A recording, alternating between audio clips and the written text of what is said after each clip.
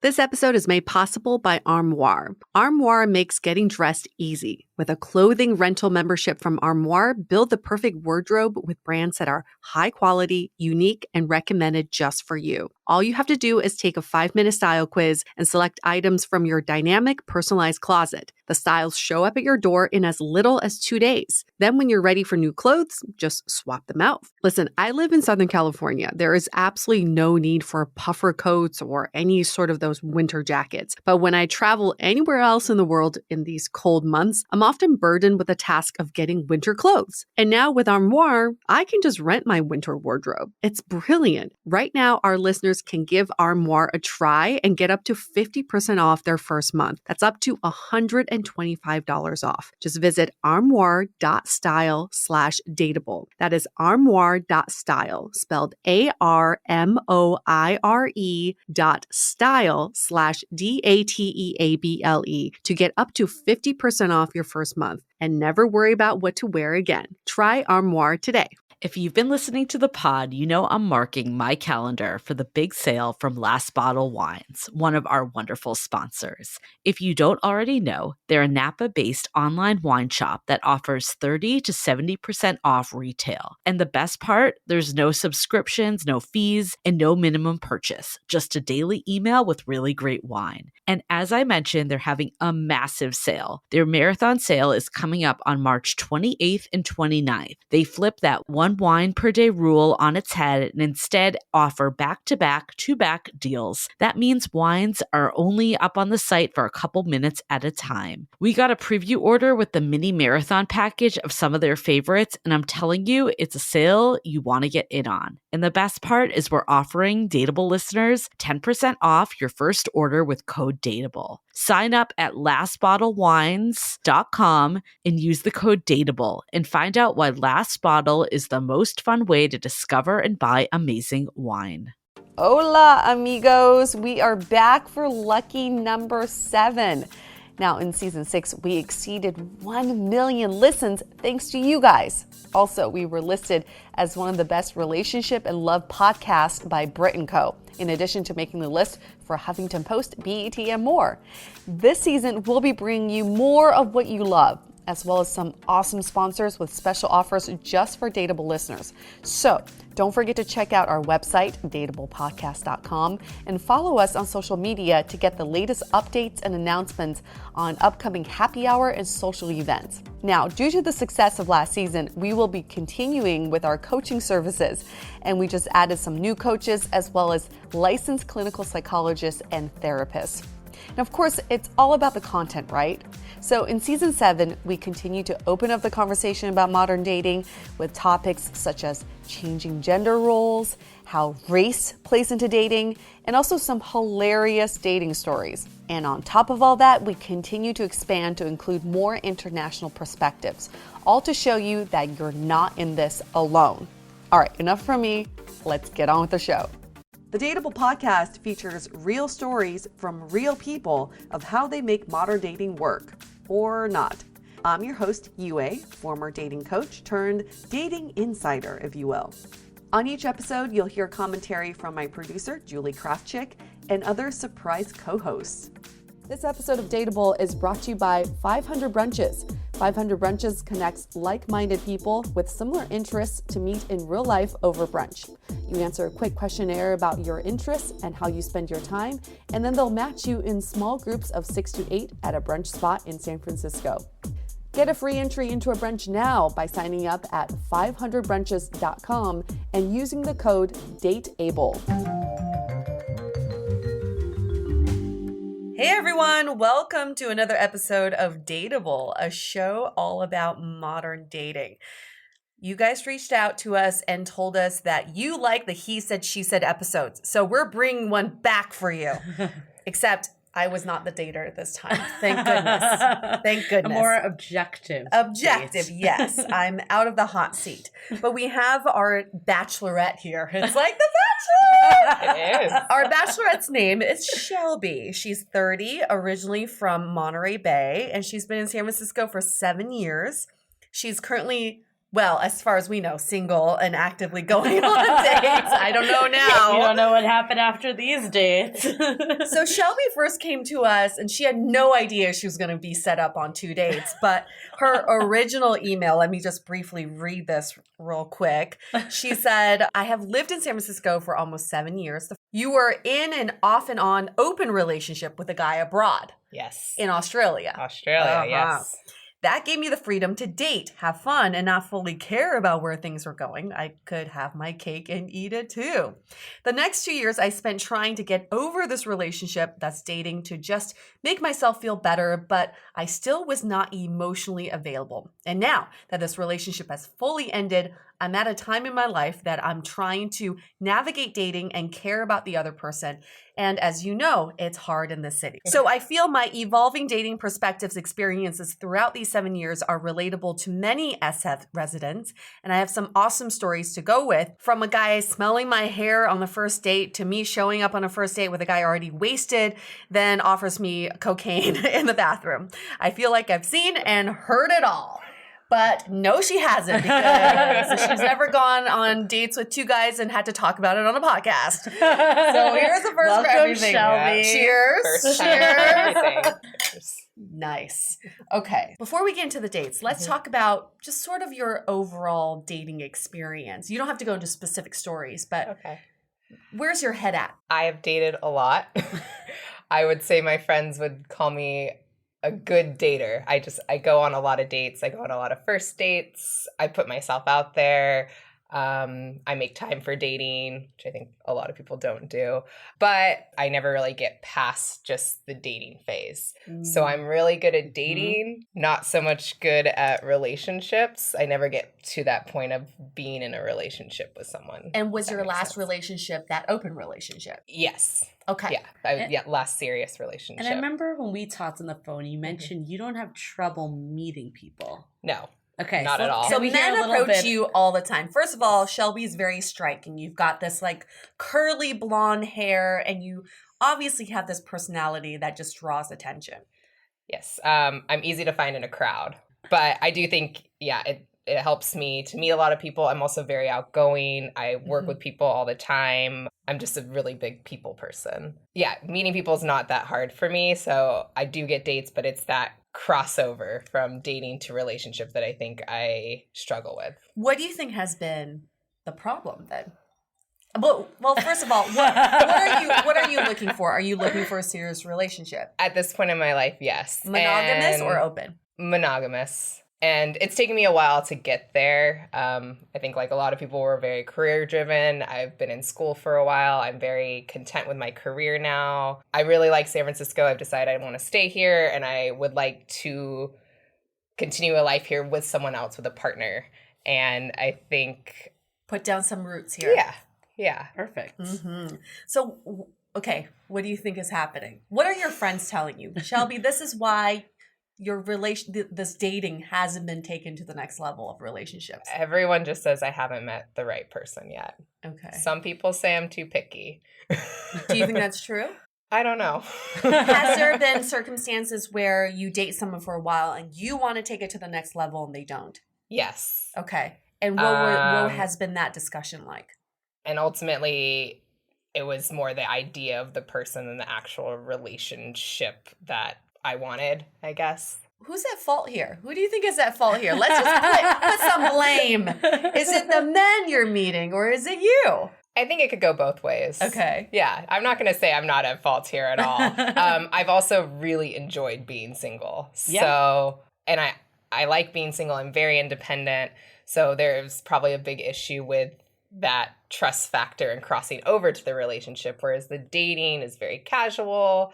I can still really focus on me. What makes your situation unique is right now you feel like you're dating a lot, but you can't take it to the next level. That's not a unique situation. A lot of people feel that way. I go on date after date after date. What does make it unique is that most people would say, I have a hard time meeting people in real life. I'm just doing the online dating thing. But you have no issues with meeting men in real life. In fact, you can meet them pretty much anywhere, anytime. So maybe by going on these 2 dates that we set you up with, we can get to the bottom of this, why this is happening. And the reason why Julie and I set you up on 2 different dates, not because we want you to pick, it's not like really the Bachelorette style. Although we do want to know if you have a preference. I have my rose ready. We do still want to hear a preference, but also just what men think of the date. Like, how did it go? And of course, what you thought of the dates too. So who should we start with? Should we start with Matt? Yeah, let's start with Matt. Yeah. Okay. So here's Bachelor number 1. A little description of him. His name is Matt. He's in his early 30s. From California. He's been in San Francisco for 9 years. Single and actively going on dates. He's a filmmaker / comedy writer, outdoor enthusiast, and self-described weirdo. That's not us describing him. Yeah, that's him describing himself. Walk us through that date. Yeah, what was like, I know you had an impression of him before the date and then you saw a picture of him. Yep. Yeah, I saw a picture of him. Very cute, but not totally my type. I have a very specific looks type. 100%. Apparently, you're only into redheads and blondes. Tall redheads. All my friends think it's hilarious. I just really like tall gingers. What's the population size? Maybe that's Ireland. Maybe that's the problem. I've dated quite a few here. You probably dated all of them. Yeah. You haven't met the right person yet because there's 5 of them. And they're all related. Okay, we solved the issue. Okay, done. Okay, let's just drink.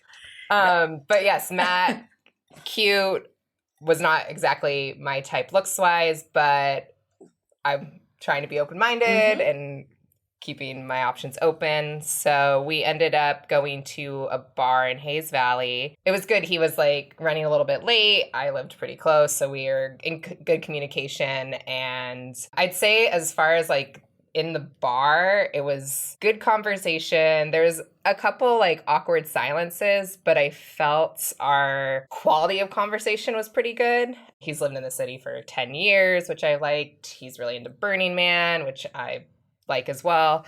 Yeah, it was fun. And he had interesting questions and he has a pretty interesting job. He's a filmmaker. Just seems like very creative. I'm not super creative. I'm kind of like books, science minded. And so I wasn't so sure about that. I'll pause you there for a sec because when we talked to Matt, he said one of the first impressions he had of you was that you were very easygoing because he was running late from unloading some Burning Man stuff. So he was dusty when he showed up. But he did mention that Shelby seemed really cool with the fact that I was running late and wasn't pissed off by it. Yeah. So it's okay when guys are running late on dates, as long as they tell you. Yeah, okay. I don't mind. California, I feel like everyone's and what late. Was it, like 10 minutes? Yeah, but then he like wasn't actually right? late. Yeah. Like I waited about 10 minutes because he said he was 10 minutes late, and then he was still there before me. So then I was like, I'm the late one. He's very punctual. He's very punctual. I think it's communication. If you don't let someone know, then that's when they get pissed off. Yes. Exactly. So yeah, it didn't matter. I mean, if he was going to be an hour late, I would have been a little okay. Right. So the conversation goes well. You find out he's a little bit creative on the creative side. Mm-hmm. And let's go fast forward to an hour and a half into the date. Actually, this is funny. I went to the bathroom and 2 of my friends were at the bar. Like 2 of my best girlfriends. Did you plant them there? No, I didn't. I told them I was going out in Hayes Valley. And then I was like, what are you guys doing here? And so we ended up chatting just real quick. And I was like, they're like, well, how do you think it's going? And it was really funny because I was like, all about like me, like, do I like him? Like, and then my friend was like, well, do you think he likes you? And I was like, I don't know. So I think I was just like a little nervous about, all caught up in my head about like what I want, that I need to focus more on also kind of, is it reciprocated type of thing, which I thought was interesting. And physically in the pictures, he wasn't physically your type, but when you saw him in person, did that impression change? I think he's cute. He's still not exactly my type. Okay. But if I met him at a bar and started talking to him, I'd be like, oh, this guy's cute. You're attracted to him. I'm. Okay. That's it. And when your friends asked you if you were into him, what did you say to them? I said I didn't know. Okay. Still, I was still kind of, and we were still, I think, and this is something interesting that I've gotten from your shows and stuff, just sitting at a bar kind of interviewing is just kind of a difficult way to get to know someone. So we decided to leave the bar, and there's a really cool Burning Man structure that they put up in Hayes Valley, which was there one year that he was there, but not when I was there. So we went and checked that out. So that was fun. And then it was the Friday night that it was super hot out. So it's San Francisco and it's actually warm. Everyone's That's the outside. best. And we were in Hayes Valley, and there's like a rooftop party.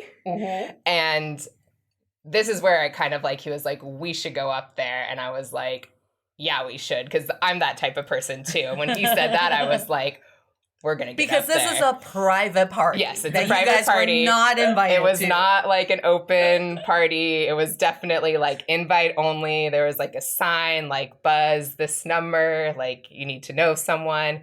But I mean, it was really easy. We just kind of walked right in. And no one said anything. And we just kind of went along with the group. And it was super fun. So I felt like that kind of helped loosen things up, just to get out of the bar, walk around, talk, kind of intermingle with the world a little more. And have a bonded experience of crashing a party. So how were you feeling about him at this point? That's when I was like, okay, I like this guy. I could see things going further, or I would go on a second date with him. When it was just at the bar, I was still contemplating like, I don't know. Yeah. Right. Okay. And what happens at the party? We get drinks.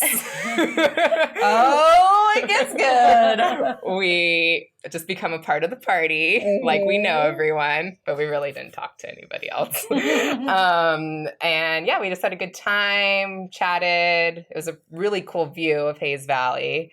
Danced, kissed. Yay! I was just waiting for that. But according to Matt, you guys were kissing a lot. I would go as far as to say you guys were making out. Yeah.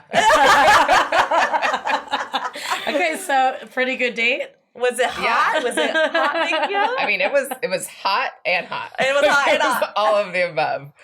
Did you expect this was going to happen even like an hour before? No. Which is really interesting. Like, how if you get out, I think, into different elements, you really get to see different sides. Yes. So you mentioned that obviously you liked his creativity and like all of that. Was there anything else that you like just really liked about him? He's relatively easygoing. Okay. I guess like I feel pretty comfortable with him. I feel pretty comfortable around most people, but I don't feel super nervous, which I don't know if that's a good or bad thing. Because sometimes when you feel super nervous around people, you get like those butterflies, which it's still very new. But yeah, just easy to talk to. I feel comfortable around him. I think by that point, I knew that he liked me back. So I was a little bit more comfortable and kind of let my guard down. Because I know in the beginning, I was definitely like not sure. guarded. So did he say anything, or was it like the kiss that you were like, okay, he's into me? I think when we were like dancing. Okay, you got the vibe. I mean, it was like, you dance far apart and then you get a little closer and then. And this is actually just out. really good feedback from Matt in general, because I've never met Matt in real life, but from the little interaction we had with him on the phone, he was really hard to read. This guy, I'm not sure, like what's he trying to say here? But then towards the end, I was like, oh, okay, got it. And that might have been the same type when my friends asked me, well, does he like you? And I was like, oh, I don't know. Yeah. I do feel in the beginning he was a little hard But to read sometimes as people well. just have to like warm up a little also. So it could just be that situation. Were there any red flags? No, nothing really like stood out to me. He was a good communicator. We had fun. Gave me a kiss before he left. I texted him after, like, probably about like an hour later, just saying that I had a good time. Thanks for taking me out. And that's not the end. Because No. That is not the there end. is a ... to this. Or Do tell. 1.5 Or as he 1.5 mentioned. date. Yes. Oh, Matt yes. said it's a 1.5 date. That's a good, yes, it would be a 1.5 date. He's on vacation for like the next 10 days. So I was impressed that he made it a point to see me or try to see me one more time before he left. He actually wanted to go out on Sunday night, which was my second date. So I actually completely lied and told him I had dinner plans. Oh, we told him. But okay. Oh. Hilarious. Well, I just said I had dinner plans. Hey, it's juggling multiple men. You know, it's a rough life. But we ended up having, a short coffee date. He took a break from work and I was in the mission. So we made it a point to see each other one more time. Nice. And So you're saying he reached out to see you again? yes. Because according to Matt, you were the one that initiated.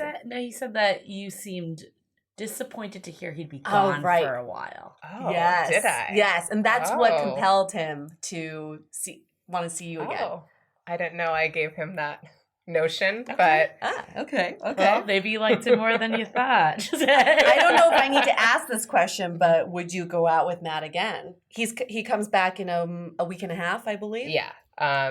He's gone for work and he's going to a bachelor party Oh. and then he'll be back. So yes, I would go out with him again. And do you plan on keeping in contact with him while he's on vacation? We've texted a few times, but not since he's been gone. Okay. So Okay. maybe. All right. Okay. But he did make a point to say he was We're going to be really busy. tied up. Yeah. He wasn't going on vacation. He's going somewhere for For work. work. Yeah. Yeah. Work first. So on a scale 1 to 10, 10 being the best date of your life, how would you have rated the 1.5 dates you went on with Matt? 6. Oh, okay. Why 6? I mean, it was really fun.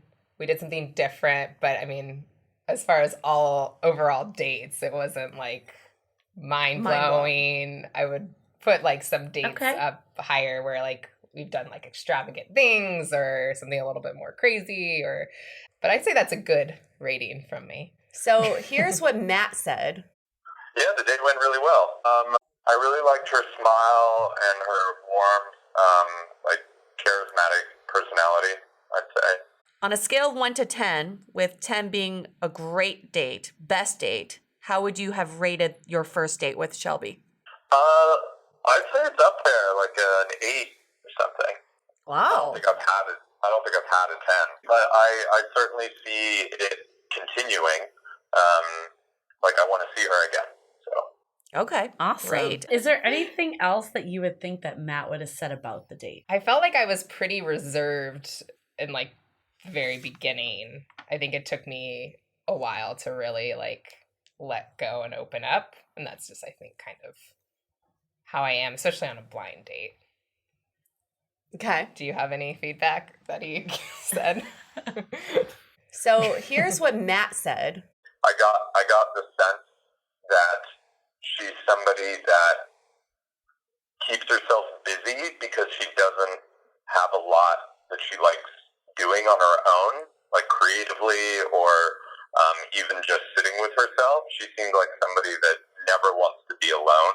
Funny enough, at the end of the day, she brought it up at some point and just said, like, yeah, I like being around people. I never liked being alone or doing my own thing. And so that was just interesting. Not a red flag, really, just something that stood out. I'm, in my life, trying to focus more on sort of soul-fulfilling things. And for me, that's projects, meditation, things like hiking, a lot of solo activity, and what I saw in her was that she doesn't really do those things. It's just something that kind of jumped out to me, and not a deal breaker. That was interesting because when we had coffee, we were kind of talking about this, and I agree with him. I like to be around people all the time, but maybe I do have my alone time. I do sit and read a book. I do like doing that. Sometimes I like sitting and reading a book in a cafe, but it's like my time, even though people are around. I do think he has way more creative outlets than I do. But he does seem a little more introverted than me as well. But I don't think that's a horrible thing in a relationship, having one person be not at all. the extrovert and one person be more introverted. And it just means that you two have very different definitions of what alone time means. You could be alone around other people. His alone time is alone. Right. Yeah. Good Okay, point. that's very interesting. It's interesting that he picked up on it and then you guys discussed it on your date. Yeah. People are have very strong feelings about what being alone means and what independence means. All right, let's get to Beau, your second Bachelor date. number 2. Bachelor number 2 for our bachelorette Shelby. His name is Beau. He's in his mid-30s. He's from many places, but most recently Indianapolis. He's been in San Francisco for 9 weeks, single and actively going on dates. A little bit about him. He got his dream job and just recently moved to the Bay Area.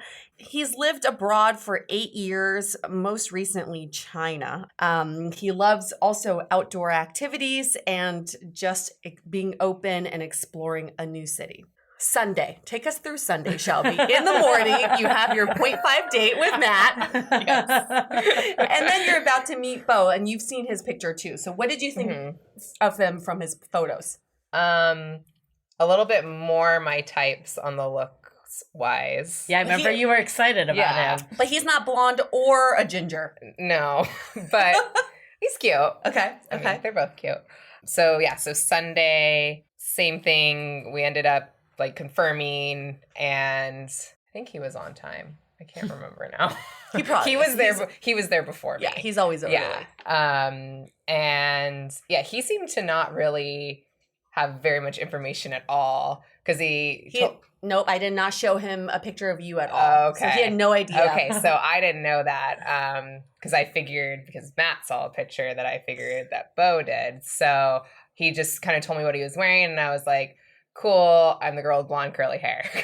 And so when he saw me, he was like, oh, because it made sense, because I think he was a little nervous, and I was like, no, like, I have blonde curly hair. Like, I stick out. And this is what Beau said. That's actually really funny because I said, I was on my way and I was like, oh yeah, dude, this is a blind date. I was like, oh, I'm going to be the guy wearing the fantastic blue jacket, by the way. And she says, okay, I'll be the curly blonde. When she arrived, I was like, oh yeah, there's no mistake in that. I mean, I'm talking Goldilocks, curly blonde, a fantastic head of natural blonde hair. So I completely understood her description as soon as he walked in. It was a dead ringer. So he was like very nice, very approachable, went and grabbed drinks. Then we sat down in the back of the bar. We went to Brass Tacks in Hayes Valley. And same type of thing, kind of interview, bar, drinks type of thing. I felt our conversations were a little bit more just general. He kind of avoided a lot of things. Oh, like really? I was trying to get more about his job, and he didn't seem to really want to talk about that. So I didn't even find out what he did till like towards the end of the date, when I distinctly was like, so what do you do? But that was towards the end. I mean, we talked about my job. I love my job. I like talking about it. It's a little overwhelming for some people. You want to tell us what you do so our audience knows? I'm a physical therapist, but I specialize in burn therapy. So I work at the burn center at St. Francis. Mm-hmm. So it's a lot of heavy stuff. I'm not always in that unit, but it's kind of where my passion is. Mm-hmm. So sometimes that also makes people feel a little uncomfortable, but I think it's something that's very unique to me and that I really take pride in. Right. Yeah. So we talked about that, but we never really, in the first hour or so, never got to what he did. Very surface level. Yeah. But at the same time, I felt like he was trying not to. Like, he was like, I don't want to talk about work. Like, trying to... circumventing all these questions. Yeah. So what did you guys talk about? I don't even know. This is what Beau said. You know, one of the things that I realized, she almost didn't ask any questions about me. Really? Yeah, because a lot of people ask the requisite questions, like what do you do and why are you here? But I was interested that we're probably 2 hours into it before she's like, wait a second, like what do you do? Or she'd follow up with something I'd said a while ago. Didn't seem to inquire about any of the things I was saying or adding to her own story. So I added a lot to hers and asked a lot of questions. If I'm remembering correctly, she did not pull a lot out of me or ask a lot out of me. Okay. But maybe that's because I was talking enough already. I don't know. That's very interesting, because I know I tried, because that's something that distinctly set in my mind, because I felt like he was trying to be roundabout to have a deeper, what I was getting at, that he was trying to have more of a deeper conversation, but it just didn't really go anywhere. It was kind of superficial talking where there wasn't much depth to it, I guess. That's super fascinating to me because one, I know Beau personally, and he's always like, I don't like to lead with what I do because first of all, I have to explain what I do, and then it sounds like I'm bragging when I do tell people what I do. So I don't like to lead with work. But I do find it interesting that he thought that you didn't ask him any questions about him and you were just giving him really good responses to whatever he was talking about, but didn't throw it back at him. It's very interesting. I feel like I read people pretty well, but also like in my job, like I try to make people feel as comfortable as they can. And I also was trying to ask him about, because he had lived abroad and there was so many, and I love traveling, and there were so many times where I was like, wait, so where were you living? Like, what were you doing? And he would kind of be like, oh, well, we'll get to that. Or like, it was one of those things where I just kind of felt that some of my questions got pushed off, which is kind of interesting. That he felt that you weren't asking questions. Because I don't actually like to talk that much. Like I always try to do the, like, they always say, like, make sure it's like a 50-50 conversation, which I try to stay aware of. That is fascinating. Yeah, because I don't know. he thought that you guys had one thing in common, which was you both moved to a different country for someone. So he said he had moved somewhere for someone and you moved to Australia for that guy. And you guys bonded over that somehow. Possibly. Or maybe not. Shelby's like, I don't know if we bonded, but maybe we had a conversation. I remember. Let's rewind. I don't even remember. Let's rewind. Do you remember your first impression of Beau when you met him? Yeah. Okay, what was like it? right off the bat, I knew he was not my type. Why? I can't put my finger on it, but I felt like he was kind of all over the place. I mean, first impression, I guess, just, I don't know. It just didn't click for me. Like, I was like, he seems nice, but there wasn't any physical attraction. There really wasn't anything that was like if he came up to me at a bar, I would like say hi, like, and talk, but then I'd just be like, okay. I don't know. But I wonder what it was, because this is what Beau said. Well, chemistry is a funny thing. It's a hard thing to describe. It's kind of something that you have an attraction to someone or you don't. I didn't get any of those signals from her, and her body language didn't signal that, because that's something that I try to pay attention to. How are they sitting? How are they facing you? Are their hands on their legs away from you? Are they towards you? Are they in an open body position when they're speaking to you? But when you meet somebody on a blind date, it's great to have the initial contact and meet somebody, because no matter what little texting you're having back and forth or how funny you think that person is in text, if you meet each other, you don't have any chemistry. You don't have any chemistry. And you know what? That's okay. So I wasn't hurt, because I was kind of feeling the same thing. Oh, you know what? All right. He's correct. Okay. All right. So what happened? Okay. So you guys are brass tacks having this sort of like conversation, but not really having a conversation. But I know you guys went to a second location. Why was that? It's time to take a quick break so we can tell you about our current sponsor, Lola. Lola is a female-founded company offering a line of organic cotton tampons, pads, and liners. And now they offer sex products too. It was super easy to get the Sex by Lola line delivered right to my door. And you know how so many condoms promise to be ultra thin and lubricated? Well, these condoms definitely lived up to its promise. And the best part? For every purchase, Lola donates feminine care products to homeless shelters across the U.S. Choose your mix of products, number of boxes, and frequency of delivery. You can also change, skip, or cancel your subscription at any time. The Sex by Lola line is available for a one-off purchase, or you can add to your subscription. So everything is conveniently delivered on your ideal schedule. Now, here's an exclusive offer for Dateable listeners. You can get 40% off all subscriptions. Just visit mylola.com and enter the code DATEABLE when you subscribe. That's spelled DATEABLE. Now, back to the show. But I know you guys went to a second location. Why was that? I was trying to keep an open mind. Red flag, he's only lived here for 9 weeks. That was something that kind of put me off. Not that that's a totally bad thing, but why? I've lived here for 7 years. I kind of want someone that also has roots here or is planning on. A lot of people come here and leave. A lot of people come for a little while and go, or it just seemed like he's just on a different wavelength. Well, especially because he has lived like in so many different countries too. It's not like, you know, like it's probably that plus just being here 9 weeks. It's not like he has family here. Or How committed like is he to San Francisco? Yeah, and that's I think just an overall kind of yellow flag for guys that I've met, and they're like, I just moved here, and it's just like, I don't want to be your tour guide. I get it. Okay, fair enough. Okay, so you guys go to a restaurant though. Okay, tell us about that. Well, he was hungry, and my friends all work at a restaurant that was right next door. It was slow, so we went there, and it was fun. Like, he seems like a great guy to like hang out with. I don't see any type of relationship, but like a friendship. He was really nice. He is very interesting. But the one thing is I do feel like he was kind of all over the place. And that could be from like being new and like living in different countries. But I kind of couldn't.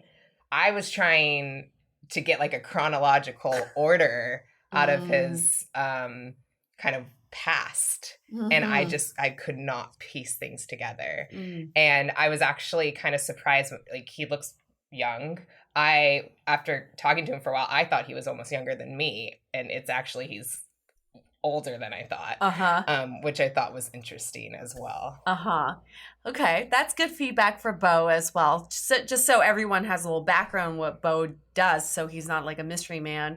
He is he's in the entertainment industry. He hosts for a show called The Cash Show, which is a live streaming trivia game show, and the company I work for now hired him as a full-time host, which is sort of his like dream job. And he gave up his life in Indianapolis and the traveling abroad and living abroad to come to San Francisco and commit to this job. So it's really his passion to be here, and he wants to make it work. Interesting. But I think it's disappointing that passion didn't come through on the date, because it's almost like he didn't want to talk about it. Yeah, it was interesting. And I mentioned this when I was talking to some of my friends after, and I was like, I couldn't even figure out what he did till like the end of the date, when I had to point blank, like, so what do you do? Are you going to tell me what you do? Like, I remember having to say that. It's like pulling teeth. I mean, I get it, because it's like sometimes people don't want to talk about work, but I also totally get that. feel like I understand. But if you just keep avoiding it, then it almost like raises more red flags of what is going on. Like, if you just addressed it right away and was like, change the subject, I think maybe it would have sat different. I feel like I can totally relate to Beau on this, because what I do in my past, it's too convoluted for me to explain on a first date. So I tend to just go the simple route, like, oh, I live in San Francisco and I work for a company. Like, that's all I say. And then I can see how that would come off as like, you know, just kind of like you're avoiding questions. But Beau is like fluent in Mandarin Chinese. He has amazing language skills, and he has like a very interesting past. But you didn't get to see any of that because you were just like, why is he avoiding my questions? Kind of. Wow. And he's like, she's not asking me anything. I know. Which is the crazy part. Okay, but what did you like about Beau? What were some of the things that you liked about him? He was definitely a gentleman. I think he was easy to talk to, but like there was no awkward silences, which was kind of interesting, because I'll just compare. Because like with Matt, there was awkward silences, but I felt like the overall depth of the conversations were stronger. Whereas with Beau, like we talked the whole time. We just talk. But obviously none of us knew. We can't remember anything that we talked about. But when you say depth, what does that mean? How deep did you go with Matt? Well, no, I think more just on like relatable things. I think Burning Man was like a really big factor, and like our experiences there, because that is such a special connection that you just have with people. We had bonding moments. Yeah. I guess those bonding moments translated into in-depth moments where you felt like you were getting to know someone on a deeper level. I think this is actually good learning, because Beau felt like you guys had some points of commonality that could have been taken to the next level. For example, injuries. You had your Yes. injury, he had his hand injury. Mhm. And that what he mentioned, that was a point of commonality. Yeah. But maybe you guys didn't take that conversation to the next level. And maybe it was just No. more like, oh, It's you had just an like- injury, you broke something, I broke something. I think what he was trying to say was like, you know, when I had my hand injury, when I broke my hand, it really made me realize how much I appreciated my mobility and just getting around. Yeah. And you had the same sort of feeling. Yeah. But then I guess this conversation just ended at that. Yeah. I didn't go much further Yeah. beyond that. No. Okay, interesting. On a scale 1 to 10, 10 being the best date of your life, and 1 being a freaking nightmare, you want to leave within the first 5 minutes, how would you rate this date? It's like a 4. Okay, that's not bad. So only 2 yeah, below only Matt. 2 below Matt. Oh God. Yeah. I didn't think of that. Oh. You're like, I gotta redo my rating. Yeah, Okay. relative to Matt's date. Oh no. I should put more gap in between those two. Okay, well, you already committed to 6 for Matt, so what would Oh. Beau be? Oh, that sounds like a Do you want to move? 2.5, or Okay. can wanna I move move- Matt up to 7? Yeah, Okay, And we'll move Matt put- up to 7. And we'll put Beau at a 3. Okay, that's good. That's a good compromise. If he asked you out, what would you say? No. Oh, But he also said the same. Yeah. yeah, he So- did say the same. Yeah. Would you ask her out again? I I don't see any reason to. However, if I ever were to see her again, I think it would be very friendly, and I'd want to know how she is and how she's been and what's going on. But that's one of the great things about living in San Francisco, though. See, like in Indianapolis, your choices of dates are so few and far between. True. You can really get hung up on somebody's willing to go out with me. That's fantastic. They seem reasonable enough. And then if it doesn't work, you're like, oh my gosh, I've got to wait like 3 more months to find somebody. But here in San Francisco, hey, we didn't quite mesh. That's okay. But you seem like a really interesting, nice person. And if I see you around, I'm going to give you a high five. On a scale of 1 to 10, 10 being the best date of your life, what would you rate this date? I would rate this date as a 3. Okay. Yes. A very fast way to spend $110. Okay, so you paid for the date. Yeah, sure, of course. So he said a couple. He said there were 4 red flags, and I'll let him speak for himself. So about 12 minutes into it, we're talking about like, how did this happen? How did you get set up with this blind date? And I described my story of knowing you, working with you, and you looking for somebody to do this. And she had a similar story, but she said like, oh, so I just figured I'd do the favor for a friend. I was like, oh, okay, doing a favor for a friend, sure. I don't know if that was taken out of context or. I think that was taken Okay, out of context. okay. I think I said that I've known them from the show and we've been friends, or like I know them through friends. Like I didn't want to say like I wrote in and I wanted them to set me up on a blind date, but I tried to make it not. I do not think I said favor. Okay. So he said right off the bat, when you said something along the lines of that, he was like, oh, okay, I guess she's not really into this. Okay. And then the second red flag he saw was you said you moved to Australia for an Australian man. Mhm. And he said, Australians are kind of known as being rugby player type of men type of guys. Mhm. And I was like, if he's that type, I'm much more of like the way I like to dress, like street smart. I like to wear a jacket. I do not sit in a bar, like a sports bar, can't stand them. With the TV there, with like people watching the game. I want to interact and talk with people. It's part of my upbringing. Like, so you're not like a ooh man. no. We actually work with a lot of Australians on our show. He's like, I know I'm not that type of guy. So he's like, I already knew It's that not really I a wasn't red It's not really a red flag, flag yeah. for him. That's for just him. it. Yeah. So So is all Australians the same? well, a big he- They all think generalization. Americans are the same. Yeah, I'm so- gonna say it's kidding. a pretty big generalization. So what would be your response to that? Well, kind of the same thing. Not all Australians are the same. And I mean, when you get out, I'd say a lot of people's experience with Australians is when they're off and traveling and having a good time. But I mean, we're obnoxious Americans, quote unquote, when we're out doing traveling and things like that. So as someone who's lived in Australia and had like a very deep connection with someone, I don't think that should be a red flag. And then No. number 3, he said, we go to another restaurant, and she had a friend that was working there. When the friend came over, she's like, hey, how you doing? Yeah, this is my friend Beau. And so I was like, yeah, all right. Yeah. Just not blind date, not set up, not date or anything. Just like very clearly, yeah, this is my friend. I mean, I would have done the same thing to Matt. I would have done the same thing to any guy I was on my first date with. I don't know. You're not gonna be like, oh, this is my blind date Yeah, that I just met. I wasn't gonna be Or like, just don't put a label on it, right? Yeah, I mean, I guess I could have done that, but I really didn't even think about it. Got it. And then red flag number 4 for him was when you guys said goodbye. Apparently, you gave him a hug without eye contact and just pretty much walked away. That was when we were leaving. Hey, thanks so much. Good night. Nice time. And a very polite hug, but zero eye contact. Beelined it, turned eyes, and walked. I was like, oh, well, all right. Oh, okay. Okay. How do you give eye contact while you're giving a hug? That's my question. Can you tell me? Maybe when the hug breaks. I don't know.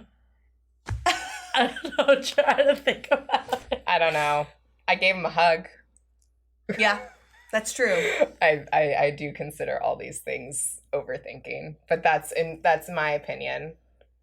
Right. I don't know how else you would leave it. I think we both knew that it wasn't going to go anywhere, so I'm not sure what more he would have wanted. Yeah. Okay. All right. So what did we learn from these 2 dates? So there are a couple things I want to talk about. I just love this because you just don't know the impression you're giving off on a date. Taking a date to the next level of having a deeper connection doesn't necessarily mean asking more questions, but it means showing more sides of who you are. And I think you and Matt sort of lucked out because you had the opportunity to crash this party. And in fact, he was very impressed that you were that girl that was able to and wanted to crash this party. But he also did say he suggested a walk because he likes to get out of his true. element. Yeah. So That's he did true. take that control a little. Yeah. And changing the environment. So it's not like your typical date, like you said, at a bar. But if your date with Matt just stopped at the bar. I have thought about that. Yeah. And what would that have been like? And I talked it out with a few friends. And it would have been the type of date where no red flags, he was nice, potentially would go on a second date, but probably wouldn't go out of my way for it. Oh my God, how many times have we been on these dates? know. A gazillion times. We hear it all the time. You go on a good enough date. Like, I'll go on a second date. But there was nothing memorable. And what made it memorable was he suggested something that got you out of a normal environment. And then you suggested something that put both of you sort of like in a very spontaneous situation. But I think some of it's just time also, because if you had just jumped into the Hayes Valley, like outdoor with the party, that would have also been weird. Yeah. Because then you wouldn't have gotten to know each other. So it's like you just kind of have to expect that maybe the beginning is going to have a little like bit of the bumps. And if you are interested in someone, it's worth kind of trying to see how much you can push it. Yeah. Very true. And what I glean from your date with Beau is that one, I think what does make Beau a little refreshing for me is that he's obviously not used to date talk. So he doesn't know what are the normal things to talk about on a date. He kind of did mention that this was the first blind date he's been on. And he did ask me if it gets exhausting dating. Like, do you just go through the same conversation? Is it the same thing over and over again? It's like, because sometimes it just seems that way. And I mean, I agreed with him. And I said, you kind of just have to try to make it more creative. And from the show, I've also taken, like, when I go out on dates, like, what do I want to do? Like, what restaurant do I want to go to? Or what event do I want to go to? And just try to bring that person into that instead of just having the typical, like, drinks. But I think, though, like, at the end of I know, like, people give, like, oh, the what do you do for work, like, that a bad rep. But at the end of the day, you're trying to get to know someone. And most of us, not everyone, is spending a good part of our waking life at work. That is a part of who you are. So yeah, it might seem like small talk, but at the end of the day, like, you kind of need to have some small talk. It's a combination of like getting the facts out, but then also just like hanging out like you would with like a friend and just having like more of a playful conversation and other conversations too. But what does make this situation different is that you guys didn't meet online. You knew nothing about him, and he just skipped right to, let's skip the small talk. Right. When the small talk was very necessary. But that's what I mean. Like it's hard to go really deep without having any baseline. What did you learn about yourself after these 2 dates? What are some takeaways, Shelby? Takeaways. Well, Beau picked up right away that I wasn't into the date, so maybe that I'm not that good at hiding my emotions. This is what I learned about you, Shelby, which is I think you're almost too easygoing, and it makes you forgettable. Because when we talked to Matt, we said, oh, for the week and a half you're going to be gone. Did you think about, are you going to contact Shelby? He's like, oh, I didn't even think about that. I just assumed that I may contact her when I get back. But I told her I was going to be busy. So it wasn't like he was going to make an extra effort, because I think you are so easygoing and chill about it. Like, oh, contact me or not, be late or not, show up or not.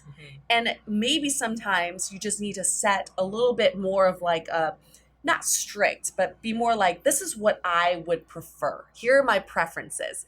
If you're gone for a week and a half, I would appreciate maybe a text here and there. Or maybe or a even phone like call. I just love it. Yeah. Yeah, I will. Yeah, I had a really good hear time. From you while you're gone. Yes, yes. Because you hear this in San Francisco all the time, because people are always traveling.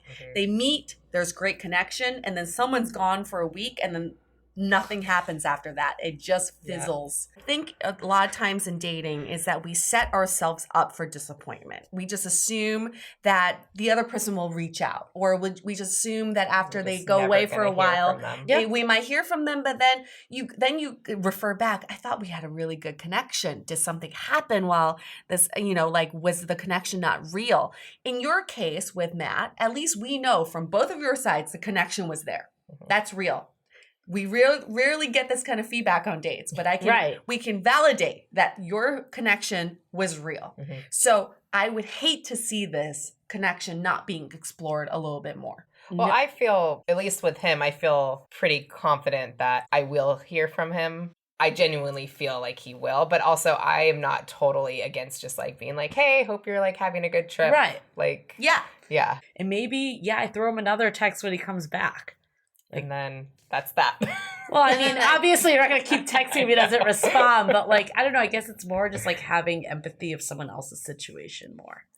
But the other side. I get it. I think it's good to have a difference of opinion, because I do feel like no matter how busy you are, no matter how caught up with life you are, if you are into someone, you make time for them. Even if it's just a simple text, like, I'm really busy, but so good to hear from you. Done. That takes 5 seconds. Agreed. It takes 2 minutes to take a shit. It takes 5 seconds to send a text message. It's not that fucking hard. I agree.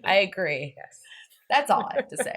I feel very strongly about this. But I think let's get back to Shelby and like why we think that these dates aren't going, to the next level. And it sounds like you're, like you said, you're really great dater. You're really good at the date talk. But maybe it's just finding ways to take that to a more in-depth conversation.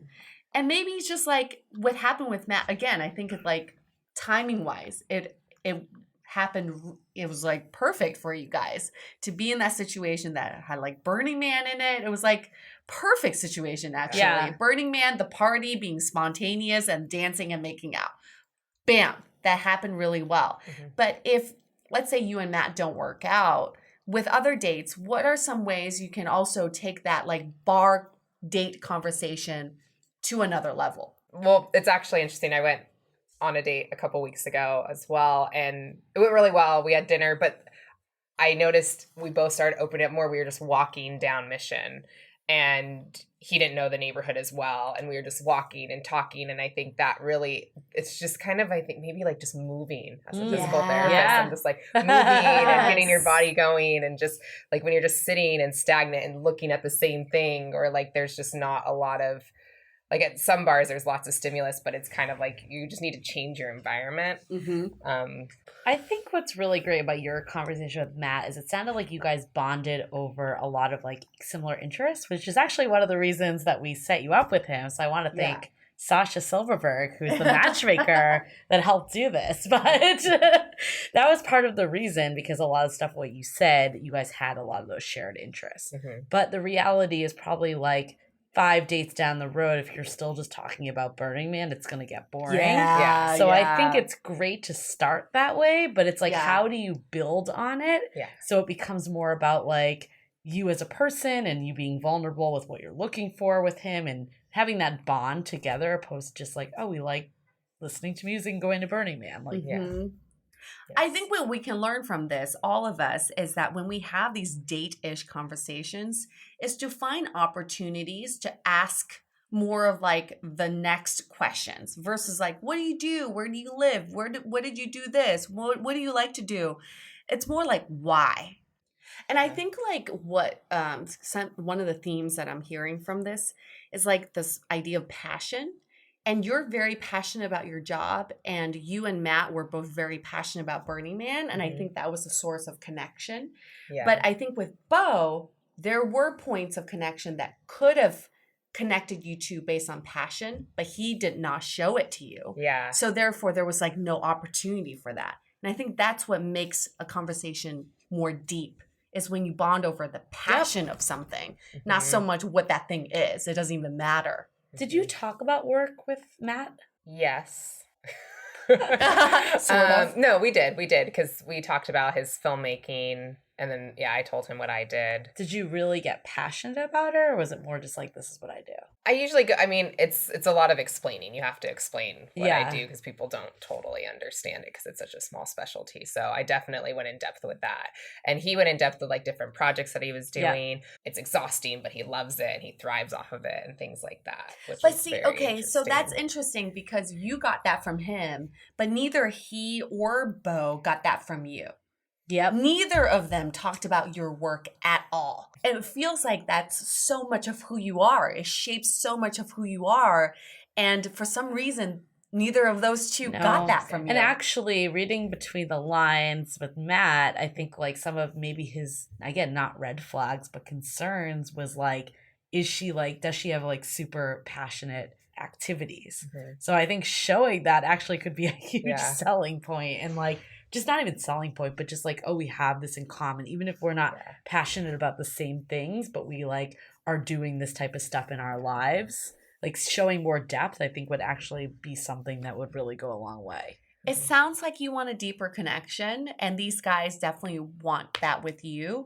But what you're showing them, one, it's just the way our society is. You have curly blonde hair. That already signals that you're fun and lighthearted and you're easygoing and just a cool chick, right? But I think what's going to get you to the next level is showing more sides of who you are. You need to tell people why you're so passionate about the work that you do. And I think people need to see that and know that you're more than just a curly-haired, blonde, beautiful girl who is easy to get along with and a great conversationalist. It has to be beyond that. I love it. I love it. This is why we do this, because it's so much fun. I feel like we could talk about this forever. But I think, it's like, you already got the first step that's always so hard for people, which is you already got the first step of meeting people. You have no problems talking to people, talking to strangers, I'm sure. You're fine with that.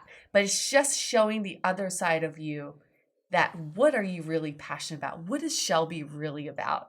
Well, we can't wait to hear about what happens with Matt when he gets back in about a week and a half. We'll do another update, check in then. I hope. This was a really fascinating conversation. I just love getting the two sides of the story. Me too. Because you walk away from a date and you think one thing, but then you hear another thing, and then you're like, oh, if I had known, I would have done something differently. But then there's also something really nice about that date like you and Matt had, that you both just kind of walked out and you were like, we're going to do this again. Yeah. Like, we know this is going to happen. And I mean, I'm not going to, I was surprised. Like, because I said the first in the bar I was just like, oh, this is fine. And then I walked away with like, that's really cool. That was cool.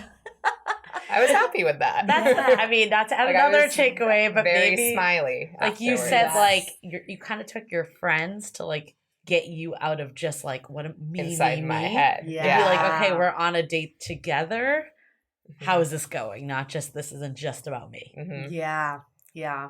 Great takeaways. Okay, let's wrap this up before we talk about a whole other topic. Hey,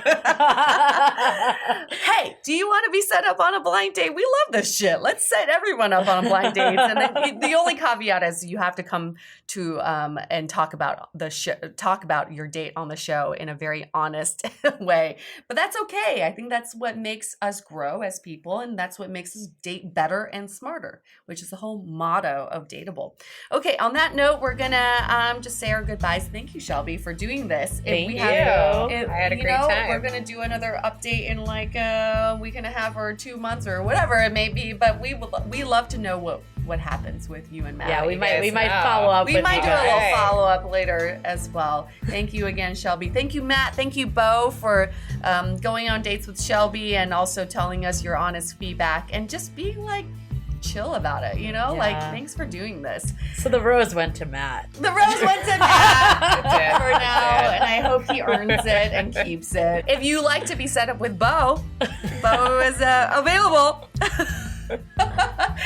Very worldly. He's very worldly. He does great impersonations of all different sorts of things and people. So he's really good at that, and he speaks fluent Mandarin, which is really impressive. Okay, on that note, stay dateable. Your action item for this week is to take inventory of how your dates usually go. Do you go on consistent, good enough dates, but nothing too stand out or memorable? Do your conversations flow, but don't exactly go deep? Decide on that one thing you could improve upon and try it out on your next date. Maybe it's just simply asking more follow-up questions, such as, why? If you didn't know already, we have a revamped website with articles, videos, and content all about modern dating. You can also find our premium Why series, where we dissect, analyze, and offer solutions to some of the most common dating conundrums. We've had some great feedback about how actionable these episodes are, so check them out on our website or iTunes Music. Also, visit the site today to see the latest about coaching, where we connect you with Dateable-approved experts to help with everything from dating profile reviews, coaching, and even gathering real feedback about your dating style in a personalized and affordable way. To connect with us, visit dateablepodcast.com. You can also find us on Facebook, Twitter, and Instagram, all under Dateable Podcast. Don't forget to subscribe and auto-download the podcast on iTunes or your favorite podcast player so you never miss an episode.